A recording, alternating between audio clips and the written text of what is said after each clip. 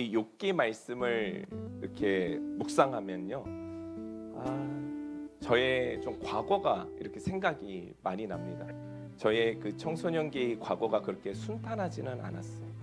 청소년 시절에는 이게 운동선수로 삶을 살았었고, 운동선수로 굉장히 애쓰고 힘쓰면서 살아왔지만 결과적으로는 내가 원하는 진로대로 가지 못하고 20살이 되던 해에 그 진로를 꺾고 다른 인생의 설계를 이제 해 나가야 됐던 그런 시기가 있었는데, 그러다 보니까 20대 초반에 저의 삶은 좀 시간이 흐르는 곳으로, 그냥 좀 막 살았다는 얘기죠. 시간이 흐르는 곳으로, 세월이 그냥 지나가는 곳으로 몸을 맡긴 채 좀 힘든 시간들을 보냈던 것 같아요.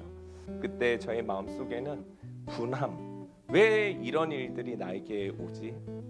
나는 최선을 다했는데 내가 뭐가 그렇게 문제였을까? 왜 내 인생이 내가 원하고 그렇게 노력하고 설계하는 대로 되어지지 않을까? 그냥 제 마음에는 그 분함과 억울함이 항상 있었던 것 같아요. 저의 인생은 왜 그런 걸까요? 제가 뭘 그렇게 잘못한 걸까요? 왜 하나님은 침묵하실까요? 왜 하나님은 제 앞에 나타나시지 않을까요? 그런 질문들을 던졌어요. 나의 삶의 모습을 보면 하나님 나를 버리신 것 같고, 나는 왜 태어났을까? 이런 삶을 살 인간을 하나님 절대 기뻐하지 않으실 텐데 하나님께서는 나를 왜 만드셨을까? 저는 좀 더 이 욥의 억울함에 마음이 많이 가요. 이 욥은요, 모든 상황에, 억울한 상황에 지금 처해 있어요.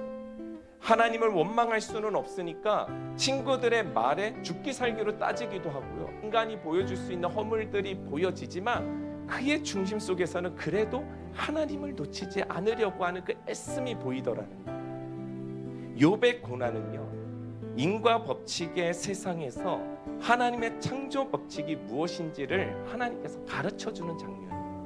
하나님이 누구신지, 하나님이 무엇을 만드셨는지, 내가 어떤 자인지. 고난을 바라볼 때 잘못한 것만 생각하는 것이 아니라, 윤리도덕적으로만 생각하는 것이 아니라 그 고난 속에서 하나님을 만나야 된다는 거예요.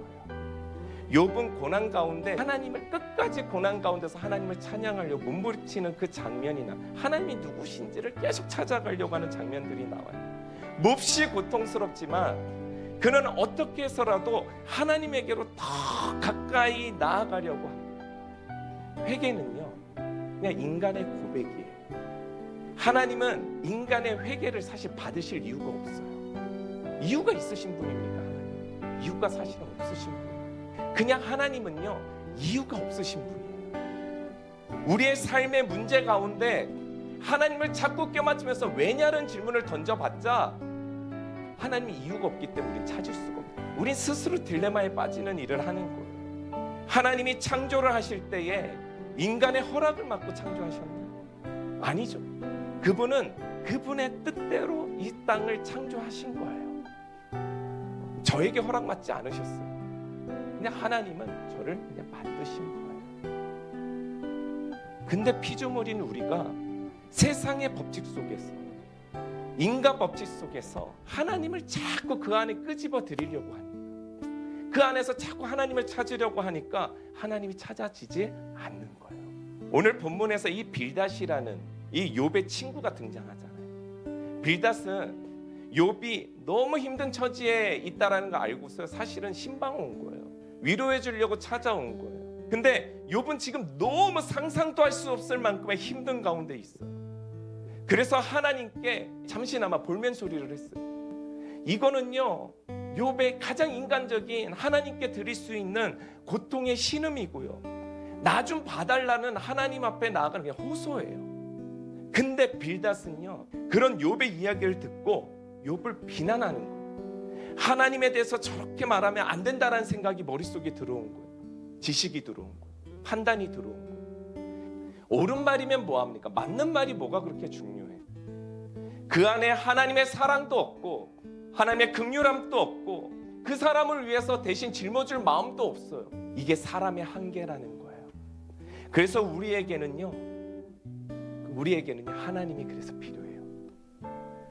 우리는 눈앞에 보이는 것만 볼 줄 알고 그것도 우리가 살아온 만큼만 경험하고 그 학식으로만 하나님을 생각하잖아요.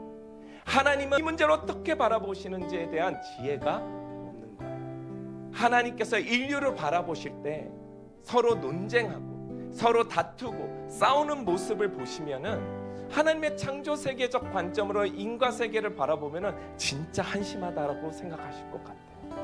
여러분 그 모습 보셨어요? 다람쥐가 쳇바퀴를 돌아요. 진짜 열심히 살아요. 근데 자기는 열심히 달린다고 생각하는 거예요. 근데 하나님의 창조 세계적 관점으로 바라보면은 쳇바퀴 돌고 있는 인생일 뿐인 거예요. 성경 전체를 조합해서 하나님이 우리에게 하시는 말씀을 딱 한 줄로 표현할 수 있어요. 나의 안에 거하라. 쳇바퀴 도는 그 세상에서 벗어나서 환경에 매여 있는 삶, 상황에 따라 움직이는 그런 삶이 아니라 너를 만들었고 너를 누구보다도 잘 알고 있는 나의 세계 가운데로 들어오라. 내 안에 거하라. 하나님의 나라, 하나님의 시간 속으로 들어오라는 거예요. 하나님 왜 일 안 하세요? 라고 말하지 말고 나의 카이로스 가운데로 들어와서 기다리고 인내하고 믿고 순종하라는 거예요. 그래서 하나님께서 예수 그리스도를 이 땅에 보내시고 예수를 바라보는 자, 예수를 따라가는 자, 예수를 믿는 자에게 그 세상의 굴레에서 벗어나 어디로 갑니까? 하나님의 나라, 하나님의 시간 가운데로 거하여서 하나님의 카이로스를 살아가게 하시고 하나님의 뜻과 때를 믿으며 순종하며 살아가는 백성을 하나님은 그때서 자신의 일을 나타내시며 다스리시며 돌보시고 이 세상이 줄 수 없는 그 기적과 세상이 만들어낸 어떠한 것보다도 더 큰 하나님의 창조적 세계를 우리에게 선물과 같이 주십니다. 하나님의 뜻이 누구에게 이루어지는가? 하나님의 나라는 누구를 통해서 이루어지는가? 하나님 안에 거하는 자를 통해서 이루어지는 거예요. 하나님의 창조적 세계를 바라보는 자를 통해서 하나님 뜻이 이루어지는 거예요. 하나님을 믿는 자, 하나님의 세계를 바라보는 자, 하나님의 창조의 삶을 살아가는 자에게는요 하나님의 기적이 지금도 일어나는 거예요.